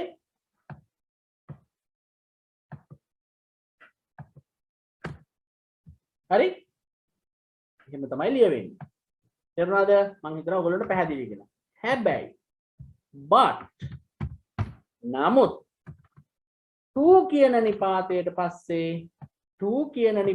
පස්සේ දාන්නේ verb එකේ පිරිසිදු බිහිවුණු අවස්ථාව. stem of the verb. හරි? අපි ඒක මොකක්ද කියලා බලමු. මම මේ ක්‍රියාපද පොඩ්ඩක් තව ඉස්සරහට ඔයගොල්ලන්ට හරියට කියලා දෙන්නම්. on at of in වගේ නිපාතයකට පසුව ක්‍රියාපදයක් ලියනවා නම් අනිවාර්යෙන්ම ing ලියන්න. ඊට අමතරව to ට පස්සේ ලියන්නේ ක්‍රියාපදි බිහුණු අවස්ථාව ing නැතුව verb එක පමණයි. මේ to verb නේ verb එක පමණයි ing නෑ. ඔබට ස්තුතියි. මේ බලන්න thank you. සඳහා උදෙසා වෙනුවෙන් පිණිස කියන නිපාතය තමයි for. මං කියලා දීලා තියෙනවා. for කියන්නේ සඳහා උදෙසා වෙනුවෙන් පිණිස. for you ඔබ වෙනුවෙන්. ඔබට ස්තුතියි. මොකක් වෙනුවෙන්ද? පැමිණීම වෙනුවෙන්. come the coming. thank you for coming. wow වෙන්න දැක්කද අපේ නීතිය ක්‍රියාත්මක වුණා. මේ come නෙවෙයි coming. come කියන්නේ එනවා පැමිණීම හැටියට හැදුනා මේ for කියන නිපාතයට පසු. එතන ඇඩ් කරගන්න for කියන එකත් for කියන්නේ preposition යන්නේ දරුවනේ. හරි? for on at of in for ඊට පස්සේ එන සෑම ක්‍රියාවකටම ing එකතු කරන්න ඕනේ. thank you for coming. thank you for come කියන්නේ thank you for coming. සවන් දීමට ඔබට ස්තුතියි. මේ thank you for listening. දැක්කද? මේ for සමග ක්‍රියාපදයට ing එකතු කරා. කොච්චර ලස්සනද බලන්න. හරි? right? එහෙම තමයි වෙන්නේ. එහෙනම් මම මෙතනින් දැන් අද පාඩම නතර